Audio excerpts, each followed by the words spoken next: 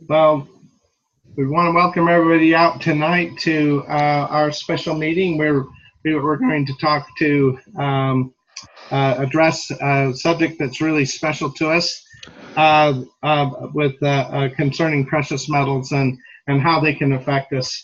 I'd like to introduce Chris LeCheminant. He currently works for Robert Kiyosaki as a Rich Dad Poor Dad coach, and he stays really busy with that work. And we are fortunate to be able to have him take some of his own personal time and share some great insights. And I really enjoy listening to Chris. He has a strong background in money and making sound financial decisions concerning our future.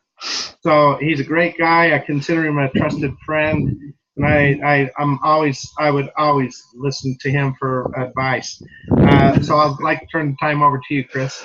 Okay. Well, all right, thank you, Kay. I appreciate that. And actually, when you say it's a sacrifice of time, actually, I appreciate anybody who stops and takes the time to listen to this because our time is precious. But for me, this is really something I'm quite passionate about, and it's not a sacrifice to me to be able to share what I've learned because it's something I think is critical in today's world and for what I see coming down the road. And that's why I title the presentation that I'm doing, How Can I See the Future, and recognizing the signs, because a lot of these signs aren't obvious, and they're signs related to our monetary system, and which has a significant effect on our lives now and into the future. So let's get right into it, and I'd like to share this information with you tonight regarding precious metals and why they're important.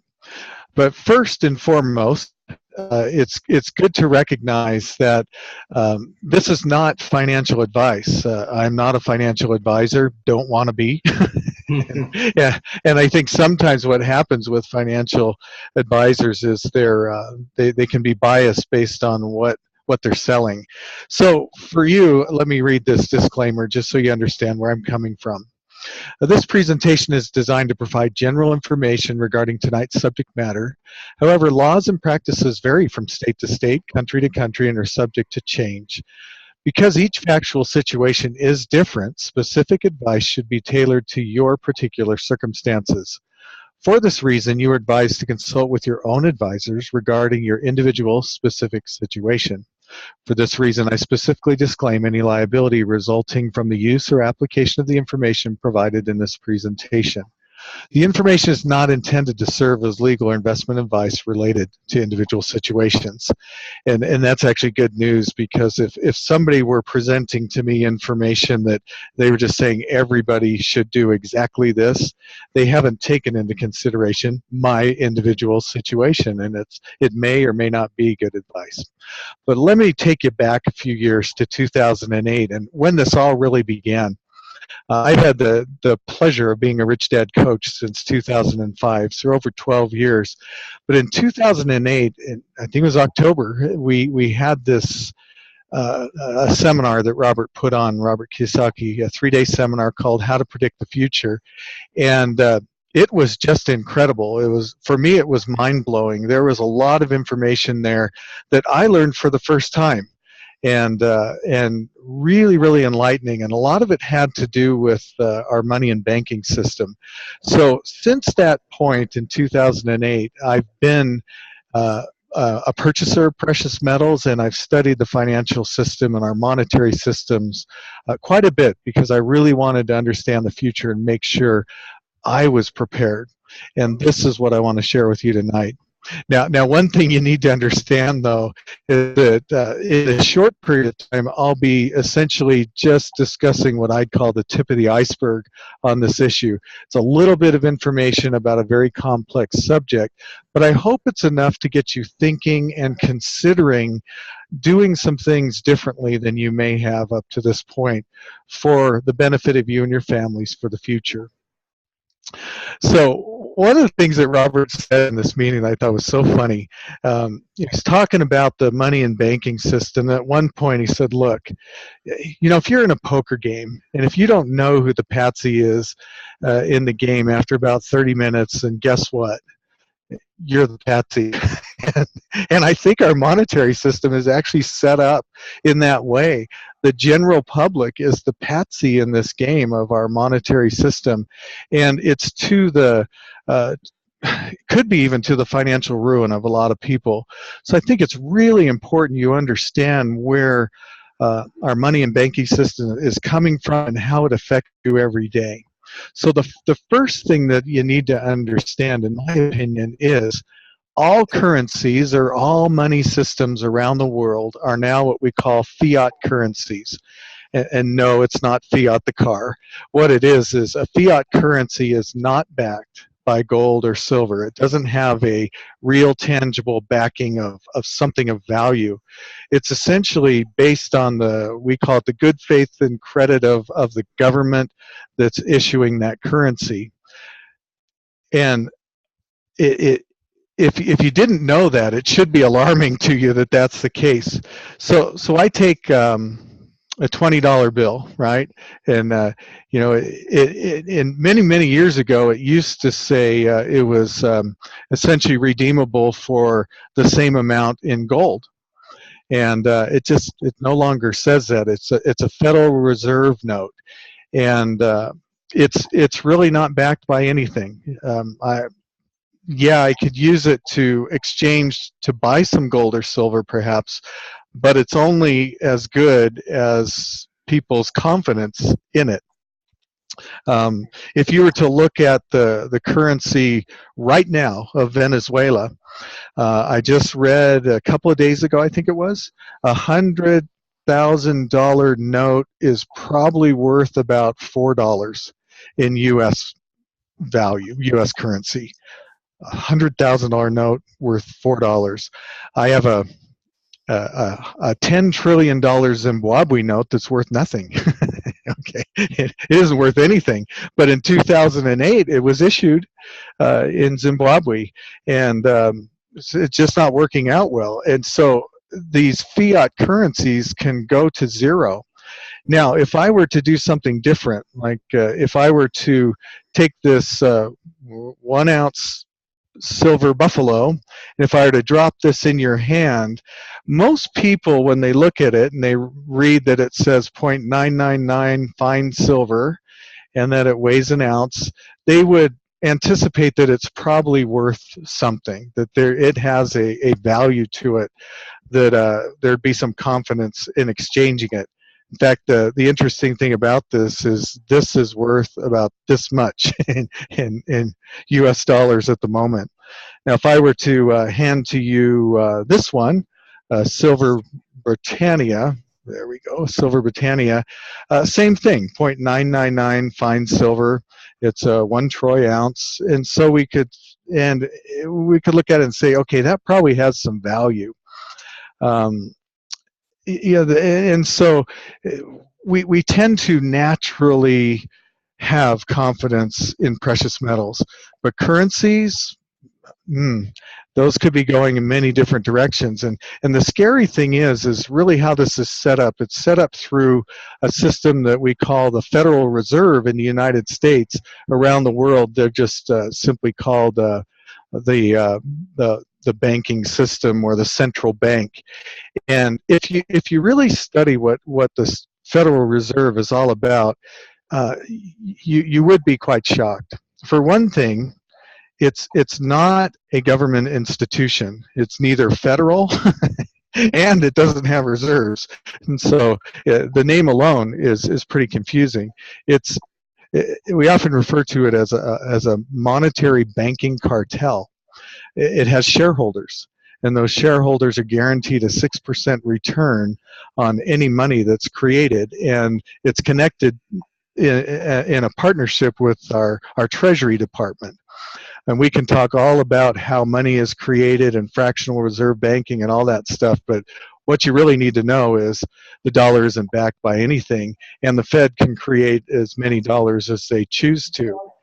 And if you look back in history a little bit, you would recognize that there was a lot of money created in about 2008, 2009, 2010, to the tune of $20 trillion. That's a lot of money. But the thing that really gets me about the Federal Reserve is they've set up a system so that the banking system has been able to privatize their profits and socialize their losses. And we saw it happen. The phrase that was used was, these banks are too big to fail. And so what happened? Our government bailed them out to the tune of $20 trillion.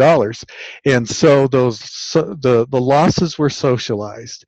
And then after that, when they seemed to right themselves and get back on track, what happened to the profits? Huge bonuses to our banker CEOs and others, and we definitely didn't see those profits shared.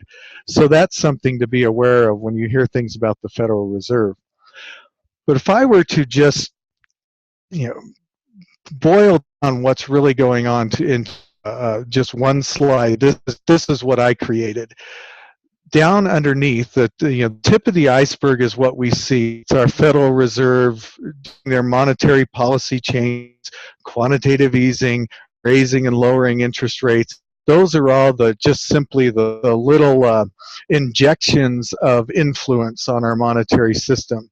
But if we go below that and ask ourselves, what's really going on here? I personally believe the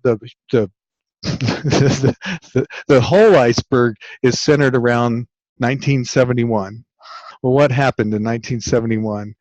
This was the year that President Nixon took us off the gold standard completely. Gold was no longer part of our monetary system, and shortly after that, all other countries around the world followed suit.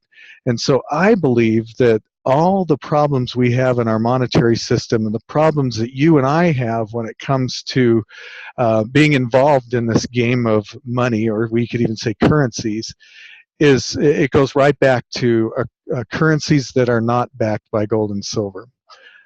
So it's really interesting as I look for the clues that help me to understand how this all started and when it happened. An interesting thing is to look at the game of Monopoly, okay? And the reason this cracks me up, it's kind of like, wow, these clues are right in front of us and we don't even see it. Well, what I did was I looked up, I found it in my Monopoly game, but I wanted to find a format that I could show everyone. And so this is a online version of the Monopoly, the official Monopoly board game rules. And if you look, if you look at this, it talks about how the money's divvied out at the beginning of the game. But then if you look what's in the circle, the bank never goes broke. If the bank runs out of money, the banker issues IOUs for whatever amounts are required by writing the amount on a piece of paper. IOUs can be exchanged for cash whenever cash is available. Otherwise, they are simply counted in the assets of the player holding them. And I think, wow, that just describes in one paragraph what our monetary system and the Federal Reserve is all about. They're not going to run out of money. The Treasury will not run out of money. They'll just make more. Now, if we wanted a real-life example that's going on right now, what happened in September? We had a debt ceiling requirement that had to be changed, and all what was it? All the anxiety was about, oh, are they going to do it? Are they going to do it? Well, of course they're going to raise the debt ceiling. They don't have a choice, and it's coming up again in December. They kicked the can down to December, and they're going to have to do it again. Now, this time there might be some political posturing that creates a government shutdown for a bit. That may happen. But we all know, or we should know, that at some point they're going to raise the debt ceiling again. In other words, they're going to just get out more pieces of paper and create more money. And now, because it's all digital, they don't even have to literally create money. It's just a ledger account and a change. So the Federal Reserve was created in 1913. Interestingly enough, so was the IRS, right? The same year. They go hand in hand. The monetary system essentially controlled by a banking cartel, and then they needed the IRS to start collecting money from us to fund all this when they can. So how has that worked out? Well, this actually is a statistic from the labor statistics. So it's it's their information. So if you look at in 1913 when the Fed was created, essentially we're saying a dollar buys a dollar's worth of goods. And if we go all the way to 2013, a dollar buys 5 cents worth of goods if we compared them to what it would purchase way back in 1913. So 95% of our purchasing power is gone. And it makes sense as you start thinking about, so am I getting ahead? Even if I make the same amount of money I made 10 years ago, am I really getting ahead? And most people don't know why they're not, but most aren't. But here's one thing to look at. It's what we call the currency cycle. And here's what we learned in monetary history. In this book by Mike Maloney, the Guide to Investing in Gold and Silver is excellent to understand this. Most of the book is actually a recap of monetary history. And monetary history tells us that all currencies, all fiat currencies fail. They all have failed. We're in a we have fiat currencies now, and if history repeats itself like it has in the past and always has, it will fail too. And Mike identifies 7 stages of the cycle. So first we start with sound money. It's usually backed by gold and silver. Then the government starts these public works programs and social programs, buys votes. And so they start doing this stuff. They have to pay for that.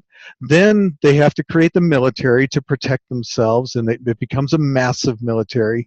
And then they begin to debase the currency. They start to, it's not, dollar for dollar, gold for gold kind of thing, or dollar for gold. That starts to be diluted, and the currency becomes debased.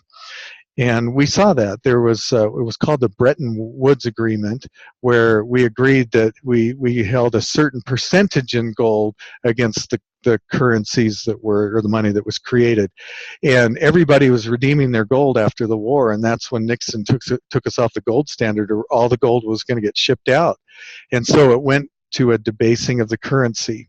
Then what happens is there's a currency crisis, and this is what we're seeing right now in Venezuela. They're in the currency crisis stage. Zimbabwe was in a currency crisis stage, and I have the $10 trillion note, but they even made a $100 trillion note. Then it went to zero. And when it goes to zero, that's when we say, okay, gold does an accounting. In other words, we've got to reset to a new monetary system, and usually, actually every time so far, how much gold is held is the way that accounting happens, and a new monetary system is created. And for anybody to be confident in that monetary system, the gold that's held is what tends to create the confidence. So that's the monetary cycle. And the question you need to ask yourself is, so where are we in the monetary cycle? I believe we're in the well into the debasing of the currency. So the question becomes, what's next? A currency crisis. When? I don't know. But it's something to think about and something to watch for, because we want to predict the future and be ready for it as best we can. So one of the illustrations that I like to show is that we tend to think of dollars, or our currency, in a way that's a little bit backwards. So if we were paddling up to an island and we see that the island is going up, we really shouldn't be saying, oh, look, the island is rising. What's really happening is the boat is sinking. So whenever we have the opportunity, let's say, to we're thinking about buying a silver coin, right now it's about $19 to buy a silver coin. And let's say that there's a change in value, and in 2 weeks it was $21 to buy a silver coin. Usually what we're saying is, oh, the price of silver is going up. What we really need to say is, no, the value or purchasing power of the dollar is going down. What's really happening when we see prices change against precious metals is the currency is sinking. So that's an important thing to consider as you think about precious metals and as we talk about why they might be important. So the thing that I get personally is that precious metals have always been money. Um, I remember one time Robert Kiyosaki said, "So if a boat full of dollar bills sinks off the coast, do you think in 200 years that somebody is going to be diving for those dollars? Probably not. Probably not.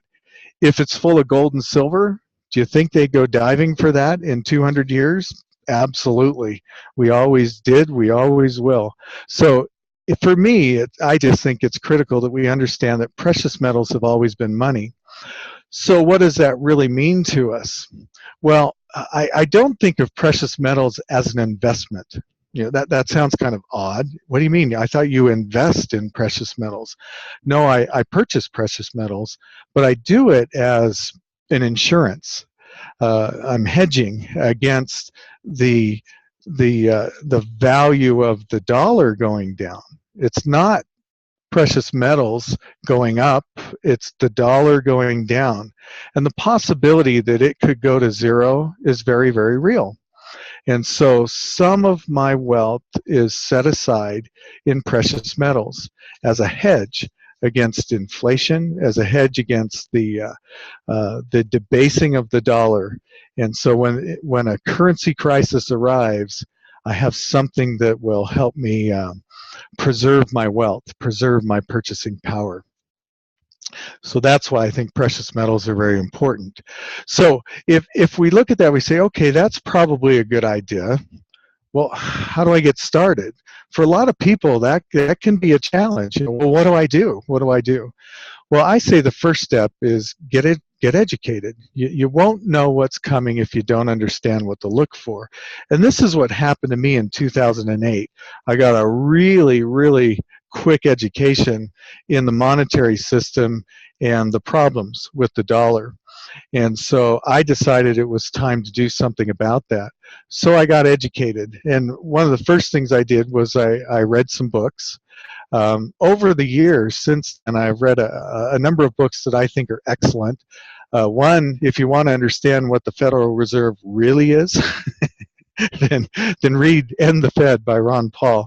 That'll be an eye-opener for you. You'll lose a lot of trust in what our monetary system is set up to do at this point.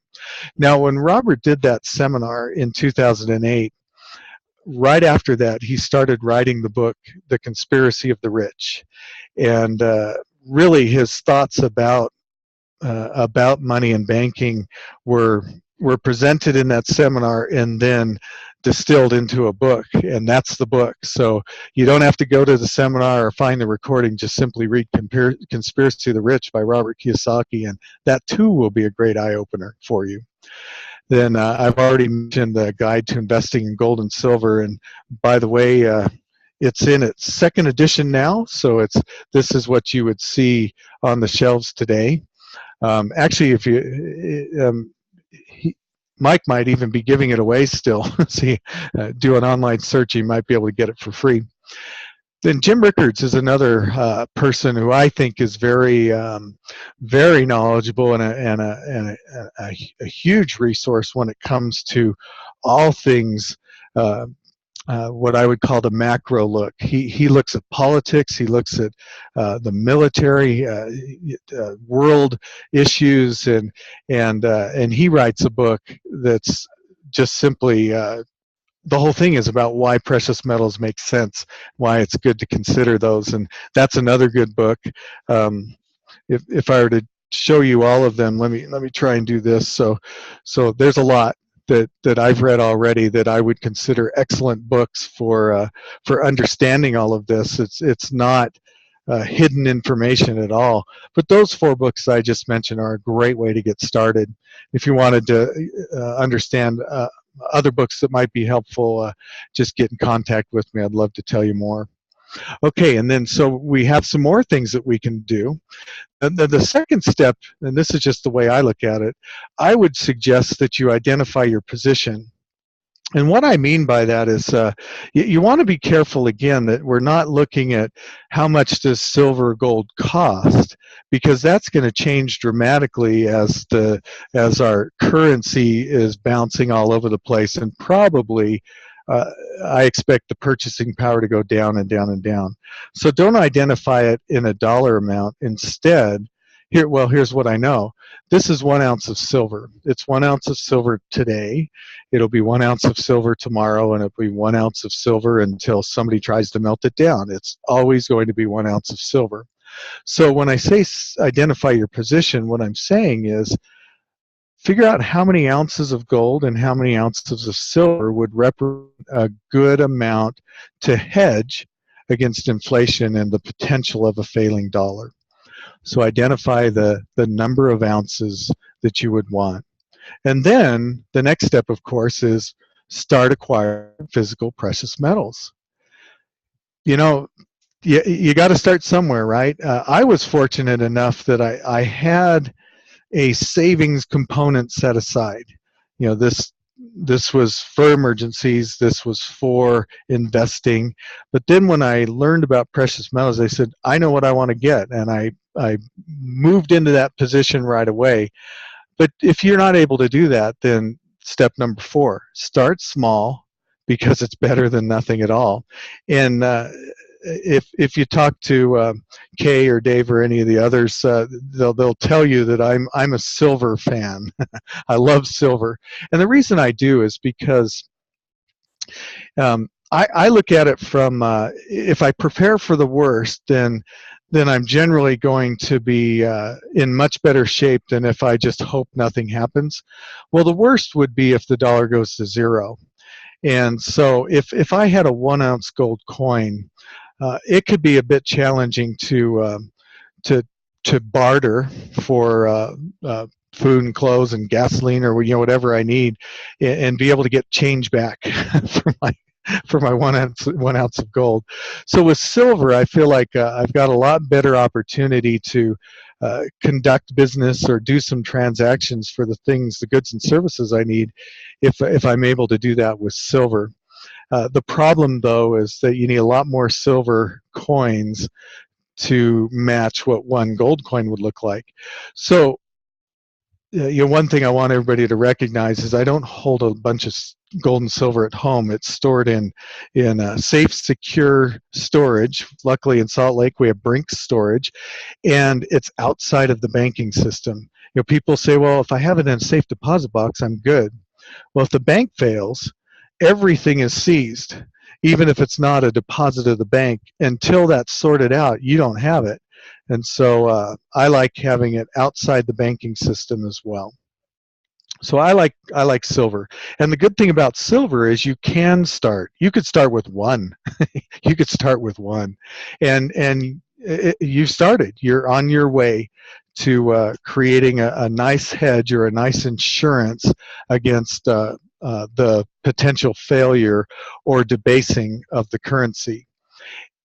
And really, if you've been around long enough, you've seen it intuitively that the value of the dollar or its purchasing power goes down and down and down. Just this weekend, my daughter bought a car, and it's, I mean, $30,000 for a car, and you think, man, that's a lot of money. My first car was actually a Toyota Corolla that my parents gave to me that they bought, and they paid cash. I think it was $6,000 in probably 1978, 77. I can't remember for sure, but back in the 70s.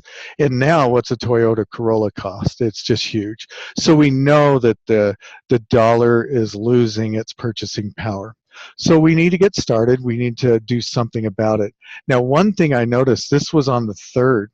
This was alarming. And if you look at this is just a screenshot from Alibaba.com, Chinese supplier of trinkets.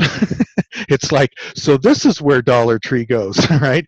But here's the thing that's scary about this. On Alibaba, I can buy 1 ounce golden eagles, 1 ounce golden eagles.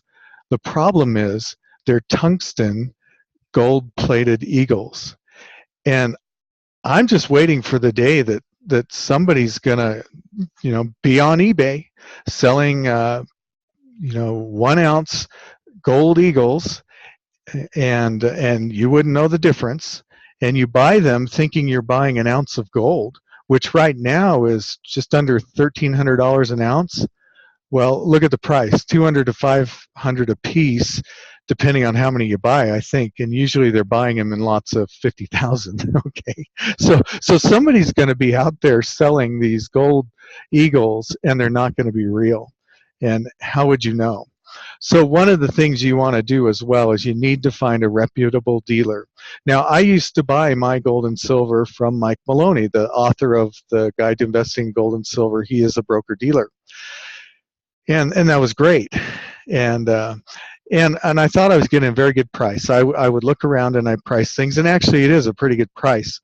But recently I have found another source that is awesome, and it's they sell really at wholesale price. And one of the things I'd like to do is give Kay an opportunity to just share with you a little bit more about this company. Sure. You bet. Are you ready there? Yep. Go ahead. Okay, good.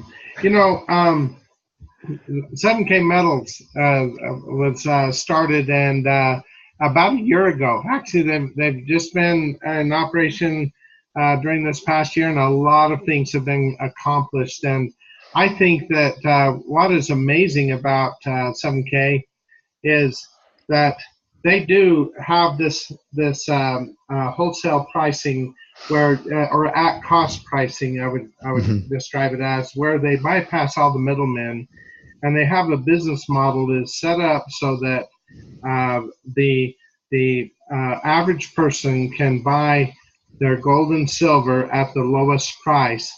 And the thing that's neat is that their pricing isn't on quantity.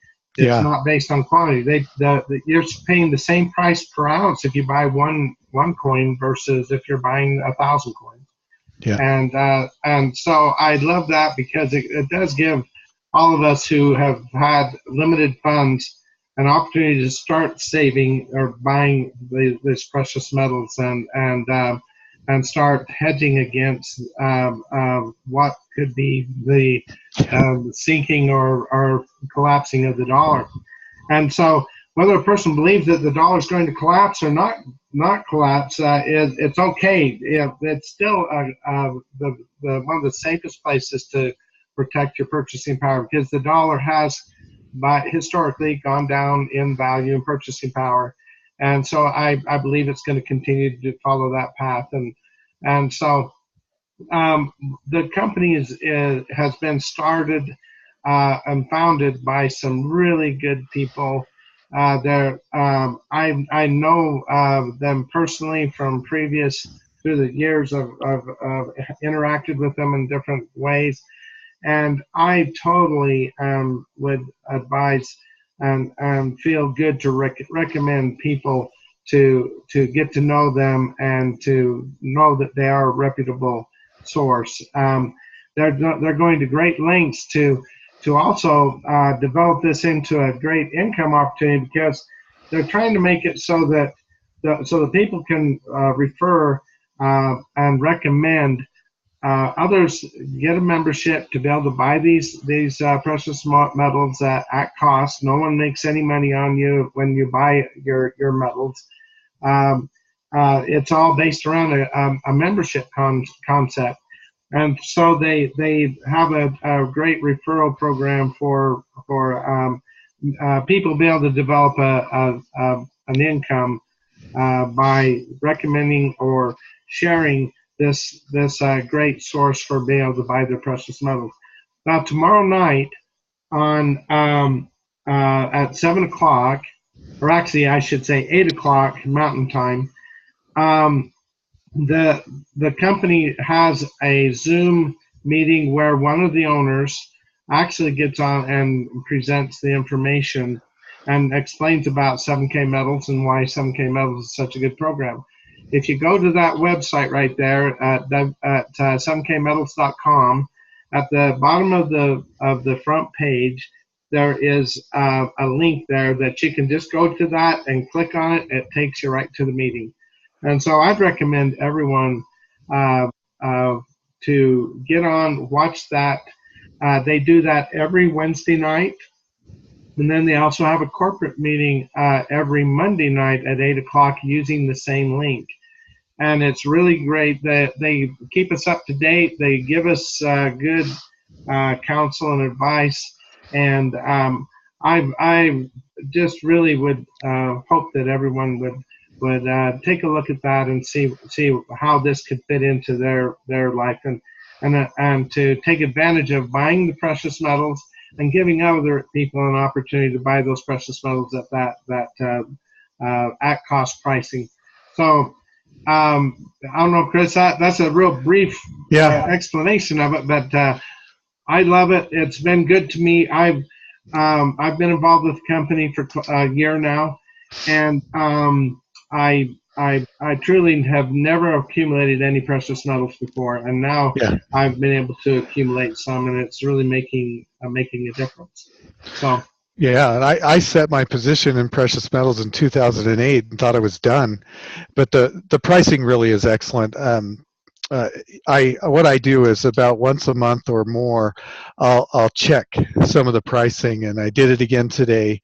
And what I was pricing was, let's see, the silver maple leaf, so that I'm looking at the same consistent coin from week to week, month to month. And anyway, today 7K Metals was let's see, at least $1 per coin cheaper than any other site I look at. And I look at the ones that I've known for years to be the most reputable and the best pricing. So the proof is in shopping around, quite frankly. And the other thing that I think is fun about 7K is the opportunity to look at different kinds of coins as well.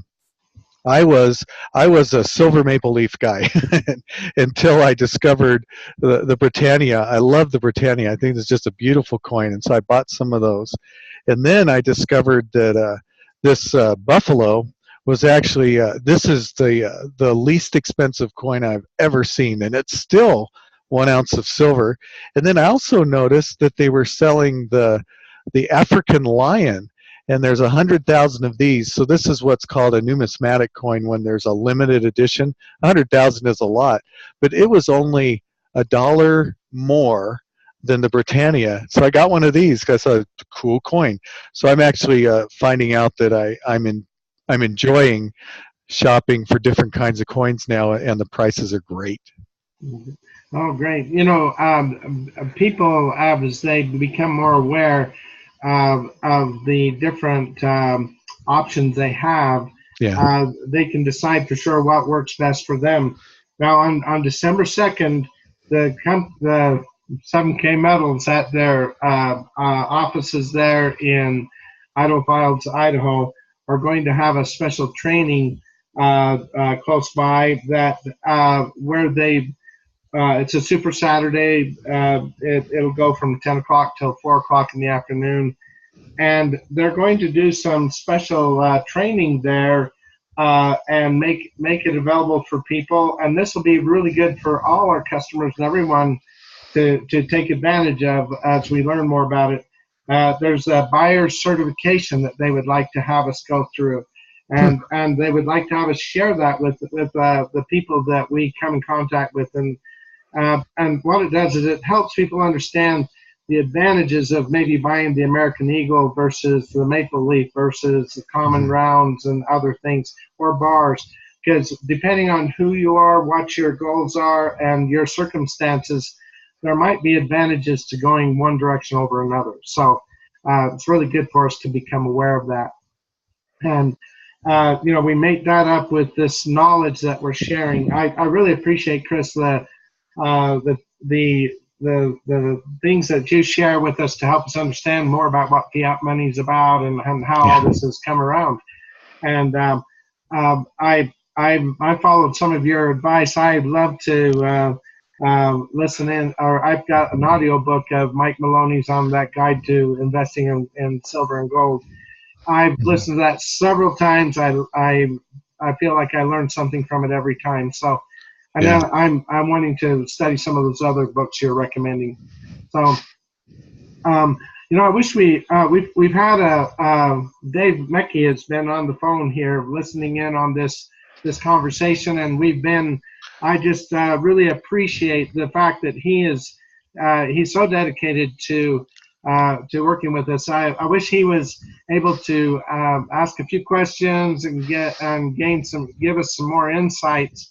And because of technical difficulties, weren't able to get him involved tonight, but we will definitely be doing that on a future call here. And we hope, Chris, that you can give some more of your time to us, and appreciate what you're doing. And Very good. Dave, I appreciate you being on the phone with us too. So I wish we could get you involved in this. And Kay Burton, I sure appreciate you. Do you have any questions or things that you would like to ask Chris while we got him on the phone or on the presentation? I can't think of anything. Okay, I didn't warn you. I might be asking you that, but Kay's a great friend of mine, and I appreciate him being on the call here with us, and him and his wife. And is there anything else, Chris, that you would like to finish out? Any other things on the presentation, or? Well,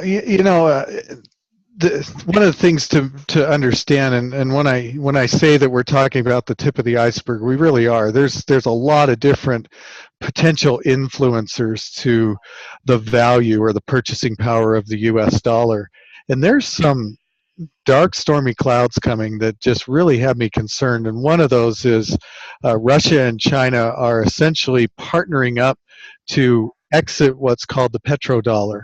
The Chinese will buy oil from Russia, and they'll pay for the oil with the Chinese yuan, which is the Chinese currency, and then that will be redeemable in gold.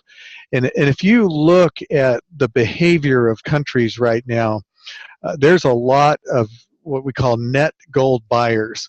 China is amassing gold like no other, and they don't tell us what they're really doing. How can I say this gently? They lie about what they're what they're bringing in for gold. Russia is amassing gold. India is amassing gold. Many countries are starting to really pull in gold, because I think they're getting ready for this gold doing an accounting.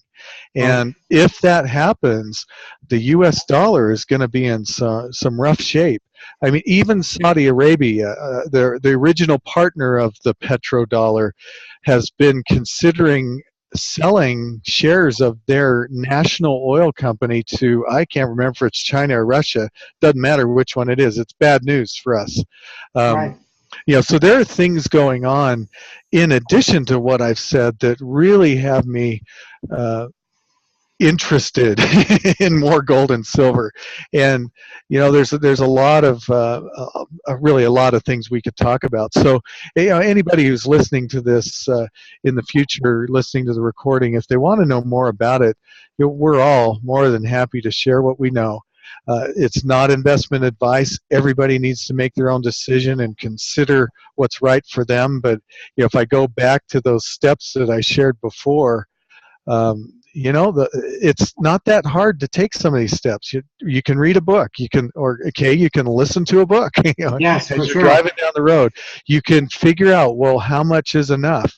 If you listen to what Jim Rickards says, he says 10% of your investment portfolio, not everything you own, but your investment portfolio should be in precious metals, and he's calling for all of us to get some gold and silver as fast as you can, because of what's coming up very soon. I mentioned the debt ceiling. It's coming around again.